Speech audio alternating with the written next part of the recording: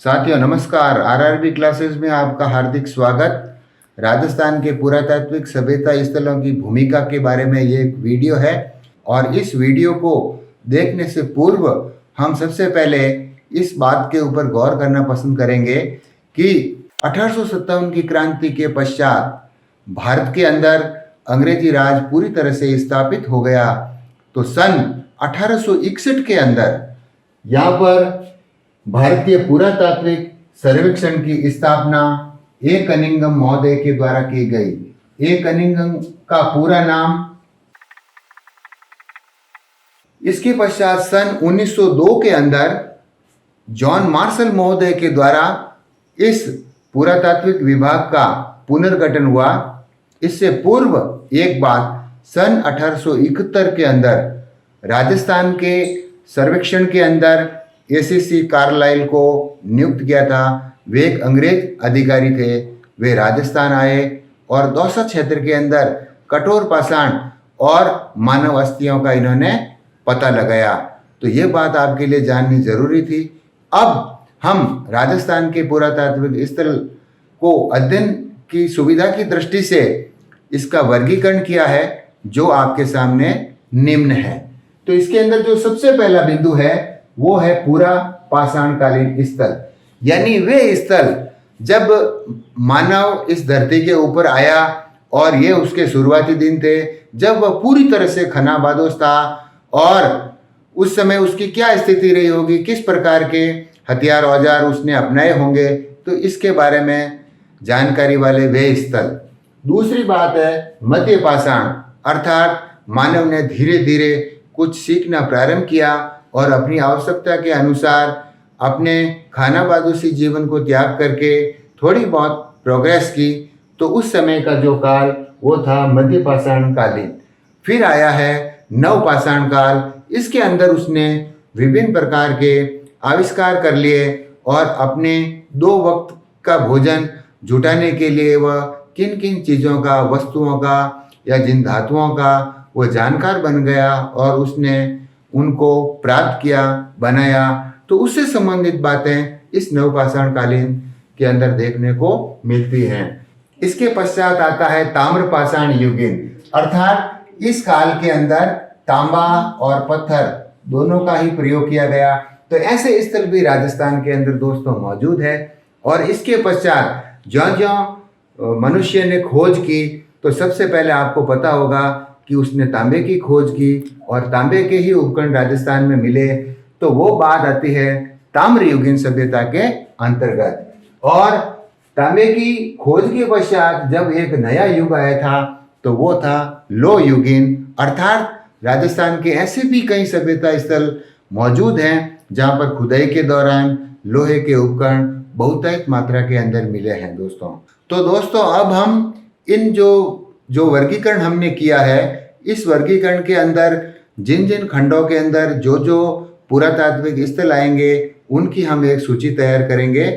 साथियों यहाँ पर ये जो वर्गीकरण आपके समक्ष प्रस्तुत है उसमें से भी कई बार कंपटीशन एग्जाम्स में प्रश्न पूछे जाते हैं, जो कि इन कालखंडों के अंदर जो जो स्थान यहाँ पर दे रखे हैं हम उनके बारे में संक्षिप्त जानकारी प्राप्त करने जा रहे हैं। तो दोस्तों पूरा पाषाण कालीन स्थल यहाँ पर दे रखे हैं, उसके अंदर डीडवाना, जायल, विराटनगर, भानगढ़, इंद्रगढ़ और दर। तो डीडवाना जैसा कि आपको पता होगा, डीडवाना और जायल इनका संबंध नागौर जिले से है। विराटनगर जयपुर है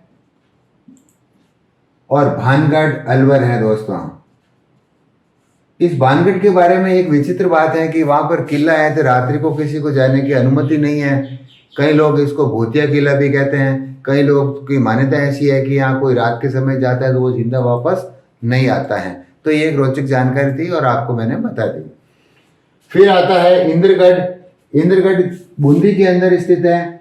यहाँ पर वो हस्त, कुठार और अन्य सामग्री भी प्राप्त हुई है और दर का संबंध भरतपुर से है।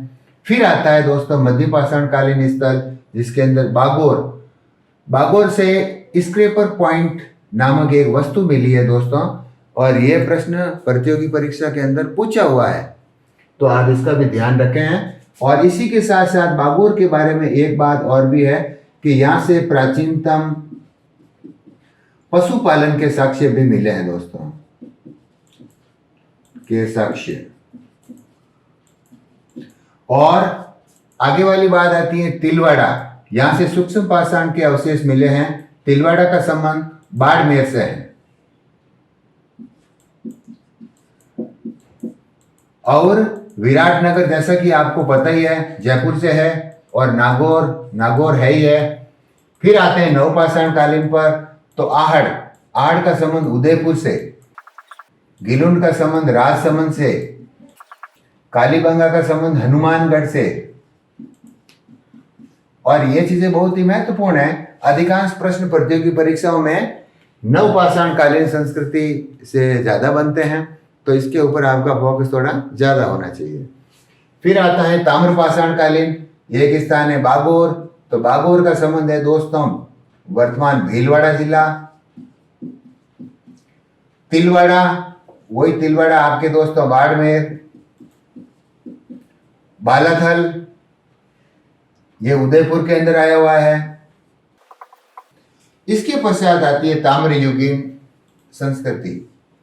ताम्रयुगीन संस्कृति के अंदर सबसे पहला स्थल झाड़ोल, तो ये झाड़ोल दोस्तों उदयपुर के अंदर स्थित है।